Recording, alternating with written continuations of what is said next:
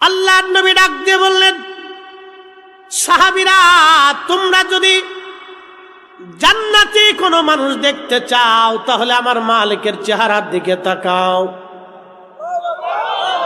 হয় না আরো জোরে, আরো জোরে। কি মানুষ? একসাথে জোরে, এখান থেকে মাসলা আসবে। কি মানুষ? জান্নাতি। জোরে বলেন, কি মানুষ? জান্নাতি। কেন? নবী বলেন, আমার রক্ত যার রক্তের সাথে মিশে গেছে সে জাহান্নামে যেতে পারে না। হযরতে মালিক ইবনে সানানা প্রিয় নবী বললেন, তোমরা যদি জান্নাতি মানুষ দেখতে চাও আমার মালিকের চেহারার দিকে তাকাও। আমার মালিক জান্নাতি, কারণ আমার রক্ত যা রক্তের সাথে মিশে যাবে সে জাহান্নামে যেতে পারে না। রে সাহাবীরা, সাহাবী মালিক ইবনে সানানা কিছু সময় পরে সাহাবীরা দেখলেন কাফেররা নবীজির দিকে ধেয়ে আসতেছে। বৃদ্ধ সাহাবী তলোয়ার হাতে নিয়ে, ঢাল হাতে নিয়ে একা শত শত কাফেরদের সাথে যুদ্ধ শুরু করলেন। আল্লাহর নবীকে রক্ষা করতে যাইয়া নিজে জিহাদের ময়দানে যুদ্ধ করে করে সাহাবী শহীদ হয়ে গেলেন। একবার জোরে বলা যাবে কে মারহাবা। এই যে দুরূদ শরীফ বললেন, এই দুরূদ শরীফটা হলো এই আপনাদের পক্ষ থেকে আল্লাহর রাসূলের জন্য হাদিয়া স্বরূপ। দুরূদ শরীফ পড়ার সাথে সাথে আর দেরি হয় নাই, সেকেন্ডের মধ্যে আমার নবীজির রওজা মুবারকে পৌঁছাই গেছে। ফেরেশতা বলে, হুজুর, আব্দুল করিমের বেটা আব্দুর রহিম বাংলাদেশের কুমিল্লার বল্লভপুরের বাইতুন নূর জামে মসজিদের মাঠে বসে তারা ওয়াজ শুনতেছে। এই ওয়াজের মাঠে তারা আপনি নবীর শানে দুরূদ পাঠিয়েছে। আজকের মাহফিলের সংবাদটাও আমার রসুলে কারিমের দরবারে চলে গেল। এই জন্য আমরা সুন্নিরা মাঝে মধ্যে দুরূদ শরীফ আপনাদেরকে পড়াই। এই জন্য আবু বকর সিদ্দিক ফুরফুরাবি আল কুরাইশি রহমাতুল্লাহ আলাইহি দুরূদ শরীফ পড়ায় গেছেন। বসিরহাটি আল্লামা রুহুল আমিন বসিরহাটি রহমাতুল্লাহ আলাইহি মাহফিলের ভিতরে ভিতরে দুরূদ পড়াইতেন।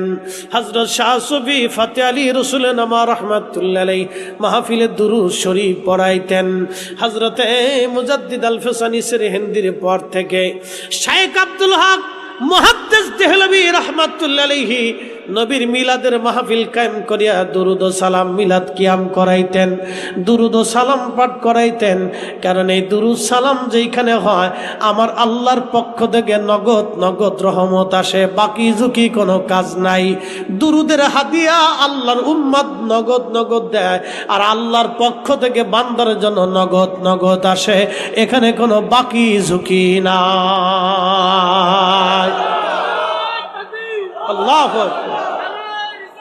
ইয়া রাসূলুল্লাহ, ইয়া রাসূলুল্লাহ। কুল ইন কুনতুম তুহিব্বুনাল্লাহা ফাত্তাবিউনি ইউহিব্বুকুমুল্লাহ।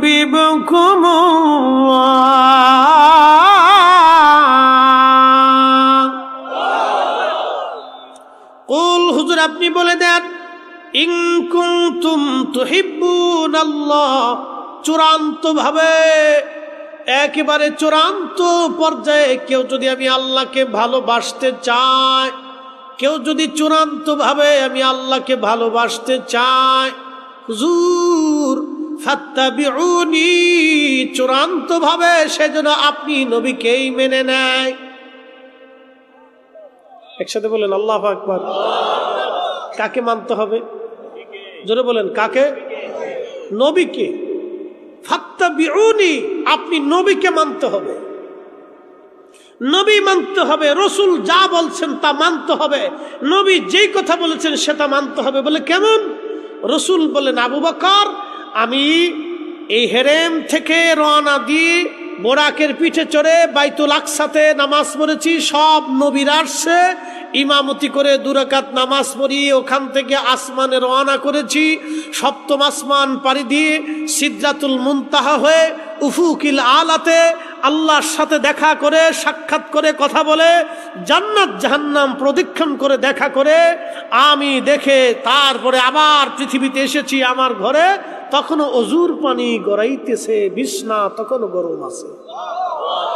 একসাথে জোরে বলেন আল্লাহু আকবার। না না হয় না, আরো জোরে বলেন। সিদ্দিক আকবর আবু বকর কোনো বাক্য বলেন নাই, বললেন সাদাকতা ইয়া রাসূলুল্লাহ, আপনি ঠিক বলেছেন। কারণ জীবনে কোনোদিনও আপনি একটা মিথ্যা শব্দ উচ্চারণ করেন নাই, আপনি ঠিক বলেছেন। আল্লাহর নবী বলেন, আবু বকর তুমিও সিদ্দিক, তুমিও সত্যবাদী, তুমিও ঠিক বলেছ।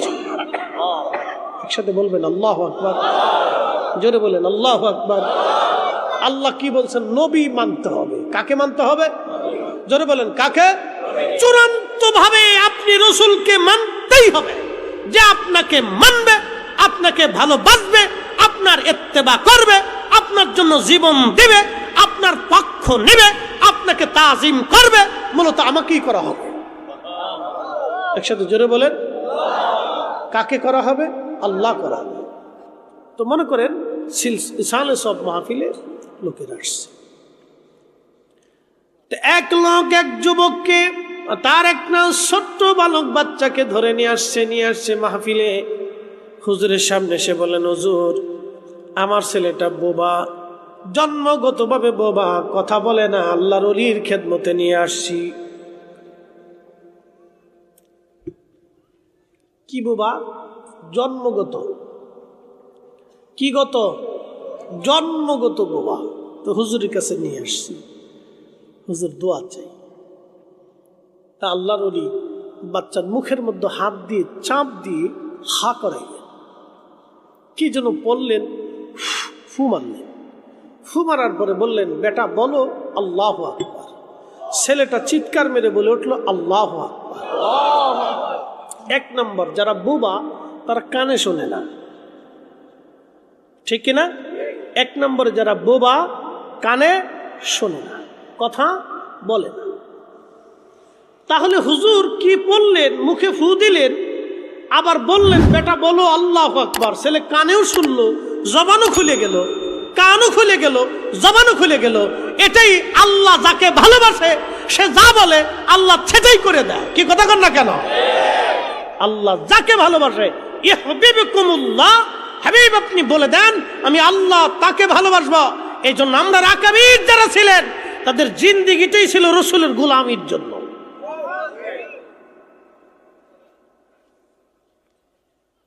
সূত্র সহজ, সূত্র একেবারে সহজ। বিশ্ববিখ্যাত ইমাম মোল্লা আলী কারি মক্কি হানাফি, তিনি মক্কাতুল মুকাররমায় বসে একখানা কিতাব লিখেছেন, আল মাউরিদুর রাবি ফি মাউলিদিন নবী সাল্লাল্লাহু আলাইহি সাল্লাম। কিতাবের মধ্যে তিনি একটা ঘটনা লেখেন। ভারত উপমহাদেশের অন্যতম বাদশা ছিলেন, সে বাদশার নাম হচ্ছে বাদশাহ হুমায়ুন। মুঘল সাম্রাজ্যের বাদশাহ হুমায়ুন, উনার তৎকালীন সময়ে, ওনার সময়ে কালেমার দাওয়াত দিতে এসেছিলেন আল্লাহর একজন মহান ওলি, তার নাম হযরত খাজা মাহমুদ বাহদাবনী নকশবন্দি রহমাতুল্লাহ আলাইহি। খাজা মাহমুদ বাহদাবনী নকশবন্দি রহমাতুল্লাহ আলাইহি তিনি কালেমার দাওয়াত দেওয়ার জন্য ভারতবর্ষে এসে গেলেন। বাদশাহ হুমায়ুন জানলেন অনেক বড় বুজুর্গ সুদূর উজবেক থেকে, আফগান থেকে এসেছেন কালেমার দাওয়াত দেওয়ার জন্যে। তিনি নকশবন্দিয়া তরিকার উজ্জ্বল নক্ষত্র ছিলেন, খাজা মাহমুদ বাহদাবনী নকশবন্দি রহমাতুল্লাহ আলাইহি। ঠিক ওই সময় বাদশাহ হুমায়ুনের প্রধান উজির ছিলেন বৈরাম বেগ। বৈরাম বেগকে বললেন, বৈরাম আপনি হুজুরের কাছে যে আমার রাজ দরবারে দাওয়াত করেন, হুজুর যেন আসে এবং রাজ দরবারে এসে যেন আমার জন্য দোয়া করে যায়। মোল্লা আলী কারি মক্কি 450 বছর আগে আল মাউরিদের মধ্যে তিনি লেখেন, মাহমুদ বাহদাওয়ানির দরবারে বৈরাম বেগ নিজে গেলেন, হুজুর বাদশাহ হুমায়ুন তার রাজ দরবারে আপনাকে দাওয়াত করেছেন, হুজুর যেন দাওয়াত কবুল করে নেন।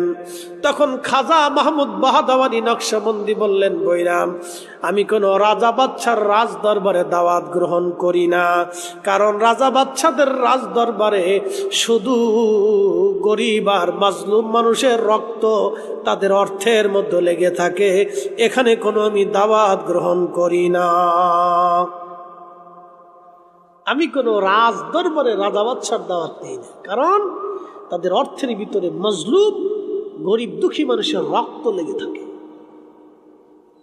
হিসাব কষে দেখবেন এই কথাটা, রাত্রিবেলা যে বাড়িতে বসে চিন্তা করবে যে রাজা বাদশাদের অর্থের ভিতরে মজলুমদের রক্ত লেগে থাকে, পরিশ্রমী মানুষের ঘাম লেগে থাকে। আপনি বাড়ি যে চিন্তা করবেন,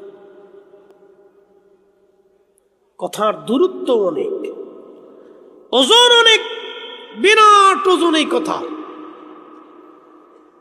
বল্লভপুরবাসী মনোযোগ দিবেন, খাজা মাহমুদ বাহাদাওয়ানি নকশবন্দি ফিরিয়ে দিলেন বৈরাম বেগকে। বৈরাম চলে গেলেন বাদশাহ হুমায়ুনের রাজ দরবারে। বাদশাকে বলেন, বাদশাহ হুজুর দাওয়াত কবুল করে নাই, তিনি কোন রাজা বাদশার দরবারে দাওয়াত নেন না। বাদশাহ বলেন, হুজুরকে তো আনতেই হবে, না হলে আমার দরবারে দোয়া করবে কে? হুজুরের দোয়ার বড় দরকার, ইনি এত বড় বুজুর্গ, ওনার দয়া দোয়ার বড় প্রয়োজন। কি করলে হুজুরকে আনা যায় বলো? বলে, আমি যাই হুজুরকে জিজ্ঞাসা করি কি করলে হুজুর আসবে। হুজুর গেলেন, বৈরাম আবার গেলেন হুজুরের খেদমতে। হুজুর, বাদশার দোয়ার বড় প্রয়োজন, তিনি বিনয়ের সাথে আপনাকে বলেছেন কি করলে আপনি বাদশার দরবারে দোয়া করতে যাবেন। তখন মাহমুদ বাহাদাওয়ানি নকশবন্দি বললেন, যায়া বলেন, বাদশাহ যদি রাজ দরবারে মিলাদ শরীফের ইন্তজাম করে, তাহলে আমি শুধু রসুলের ইজ্জতের সম্মানের জন্য মিলাদ শরীফ পড়তে দোয়া করতে যাব, অন্যথায় বাদশার জন্য যাব না। জোরে জোরে জোরে জোরে জোরে আরো জোরে বলেন আল্লাহু আকবার।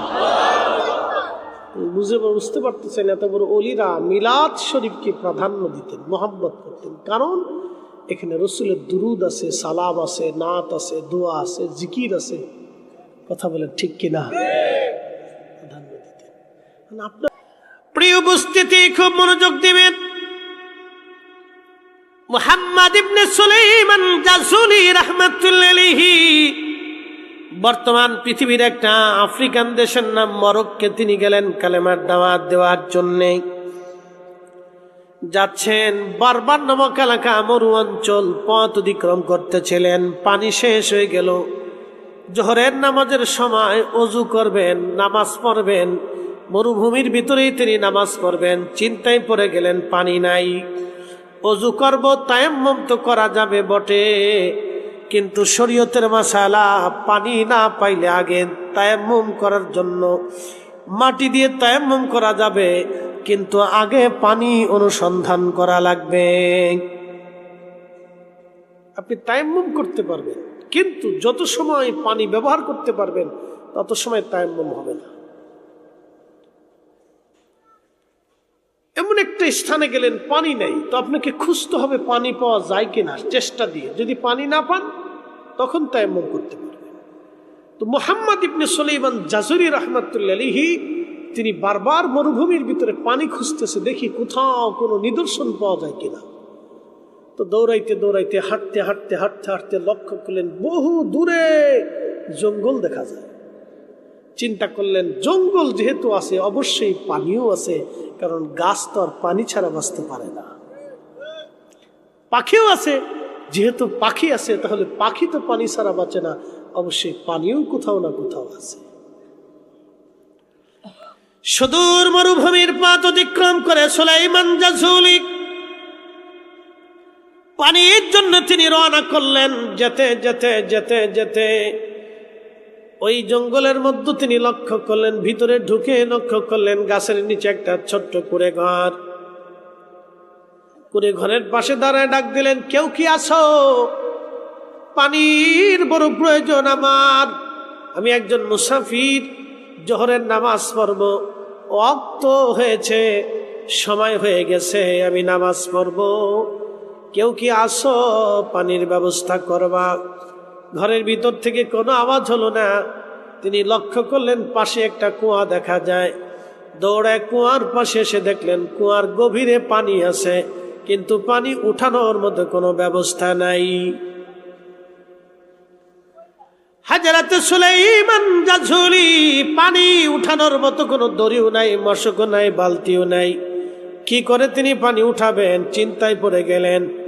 একবার দৌড়াইয়া ঘরের কাছে আসে, আবার কুয়ার পাশে যায়, আবার জঙ্গলের মধ্যে আশেপাশে তালাশ করে, কোথাও কোনো ব্যবস্থা নাই। সুলাইমান জাঝুলি বারবার ঘোরাফেরা করে, কোথাও কোনো দড়ি নেই, মশক নাই, কি করে পানি উঠাবে সে? চিন্তায় পড়ে গেলেন। ঠিক এমন সময় তিনি লক্ষ্য করলেন কুয়ার দূরে দাঁড়াইয়া একটা ছোট্ট মেয়ে মুস্কি মুস্কি মুস্কি মুস্কি আসে। ডাক দিয়ে বললেন, মা রে, তুমি কেন হাসো? দড়ি মশক কি তুমি সামলে রাখছো নি? ডাক দিয়ে বলতেছে, হুজুর আপনার নাম কি? বলে, আমার নাম মোহাম্মদ ইবনে সুলাইমান জাঝুলি। বলে, হুজুর কেন দৌড়ান? বলে, মারে পানি উঠাবো, ওযু করব। তুমি কি রশি সামলাইছো? কেন মুস্কি মুস্কি আসো? মেয়েটা ডাক দেবে, বলে, হুজুর আপনার নাম শুনেছি, আপনি মস্ত বড় মুহাদ্দিস, তবে হুজুর বলে যান, দরিয়ার মশক ছাড়া কি পানি উঠানো যায় না? দড়ি মশক ছাড়া কি পানি উঠানো যায় না? মেয়েটার দিকে তাকে বলেন, মা বলো কি? দড়ি মশক ছাড়া আমি কি করে পানির নিচ থেকে, কুয়ার ভিতর থেকে পানি উঠাবো বলো? বলো, হুজুর দাঁড়ান, আমি উঠাচ্ছি। মেয়েটা কুয়ার পাশে গেল, কি যেন পড়তে লাগলো আর থুতু মারতে লাগলো। কিছু সময় পরে সুলাইমান জাঝুলি দেখলেন পানি উঠে উঠে উঠে উঠে উঠে উঠে একেবারে কুয়া পরিপূর্ণ হয়ে গেছে। আর একটু জোরে বলবেন আল্লাহু আকবার। বলেন, আল্লাহ আছে? আল্লাহ আছে? ইসলাম সত্য? এগুলির থেকে প্রমাণ বুঝে যাবেন দ্বীন সত্য। সুলাইমান জাঝুলি আশ্চর্য হয়ে গেলেন, এটা কি করে সম্ভব? জীবনে এত বিদ্যা শিখলাম, তো এই বিদ্যা তো শিখলাম। আল্লাহু আকবার। তেলের গাড়ি তেলে চলে,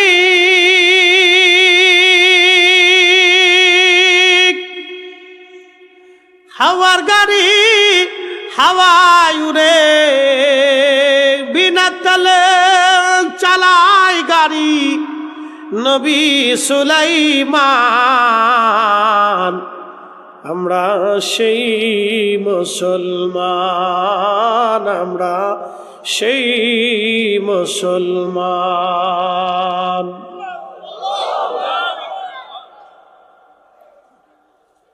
মুহাম্মদ ইবনে সুলাইমান জাঝুলি আশ্চর্য হয়ে গেলেন, হায় হায়, দড়ি সারা মশক সারা মেয়েটা কেমনে পানি উঠাইল?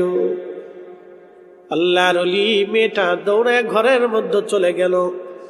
আল্লাহর ওলি ওযু করলেন, নামাজ পড়লেন। নামাজ শেষ করার পরে কিছু পানি নিজেও পান করলেন। পান করার পরে বসে ভাবতেছেন, এত বছর হাদিস পড়াইলাম, কিন্তু আজও পর্যন্ত এই বিদ্যা শিখি নাই।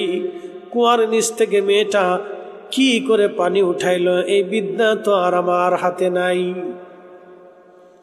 হেঁটে হেঁটে কুড়ে ঘরে দরজার সামনে দাঁড়ায় ডাকে, মা, ও মা, দরজা খোলো মা, আমি মুহাম্মদ ইবনে সুলাইমান জাঝুলি আসছি রে মা, দরজা খোলো মা, দরজা খোলো। মারে দরজা খোলো, আমি তোমার কাছে আসছি রে মা। কেন আসছেন হুজুর? দরজা খোলা যাবে না, আপনি চলে যান। ছোট্ট মেয়েটা বলতেছে, আপনি চলে যান, দরজা খোলা যাবে না, নিষেধ আছে। বলতেছে, মারে তুমি যেই কালাম পড়ে কুয়ার নিচ থেকে পানি উঠে আজকে আমার উযু করাইলা, নামাজ পড়াইলা, পানি পান করাইলা রে মা, ওই কালামের মালিকের দোহাই দিয়ে বলতেছি, তুমি দরজাটা খোলো মা, তোমার সাথে দুটি কালাম করে বাক্য বিনিময় করে চলে যাবে। মেয়েটা দরজা খুলে বলল, হুজুর এমন একজনের দোহাই দিছেন যে দরজা না খুলে পারলাম না, কি চান আপনি? একসাথে বলেন আল্লাহু আকবার। কি চান? বলে মারে ওই দোয়াটা আমাকে শিখাই দিয়ে দাও। দোয়াটা কি? বলে হুজুর দোয়া হচ্ছে আল্লাহর নবীর দুরূদ শরীফ।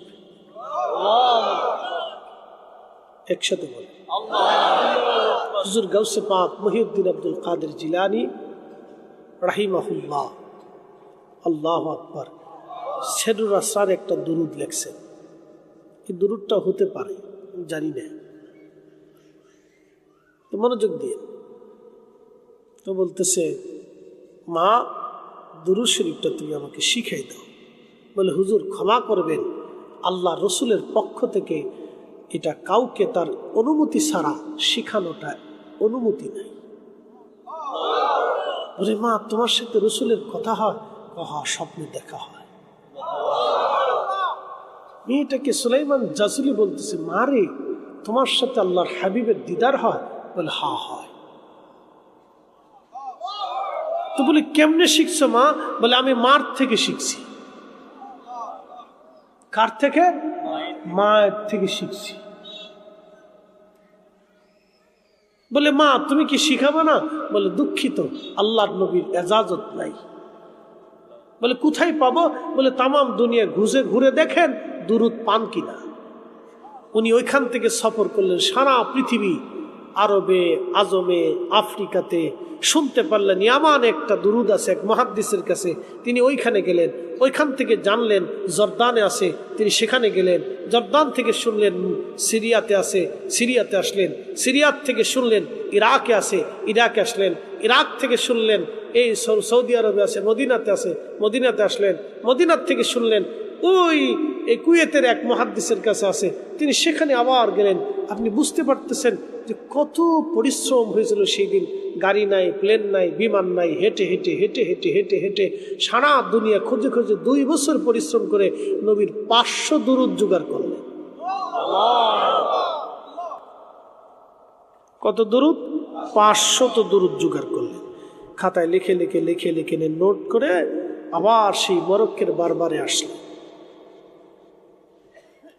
এসে মেয়েটাকে বললেন, মা আমি খাতার মধ্যে কাগজের মধ্যে লিখে দিয়েছি, আমি সারা দুনিয়া ঘুরে ঘুরে 2 বছর পরিশ্রম করে আল্লাহ নবীর 500 দুরূদ জোগাড় করেছি রে মা। এই দুরূদের মধ্যে তোমাকে নবীর জির দেওয়া সেই দুরূদ শরীফটা আছে কিনা একটা বার তুমি কলম দিয়ে দাগায় দাও। আল্লাহ নবীর আশিক ওই আফ্রিকান মরক্কান মেয়েটা, তিনি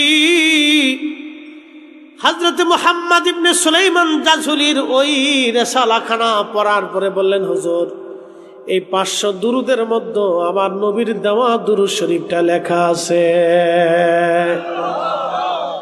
বলে হুজুর এই 500 দুরূদের ভিতরে আমার রসুলের দেওয়া দুরূদ শরীফ লেখা আছে। বলে মা ছোট্ট করে নিচে একটু দাগ দিয়ে দাও।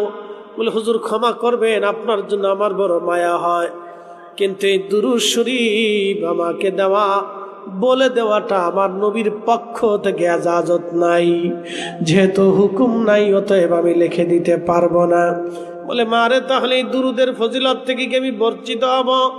বলে হুজুর বঞ্চিত হবেন না, আপনি প্রত্যেক দিন আপনি রিসালাটা একবার করে তেলাওয়াত করবেন, তাহলে আমার নবীর দেওয়া ওই দুরূদের বরকত আপনার আমলনামায় এসে যাবে। একবার জোরে বলা যাবে কে মারহাবা।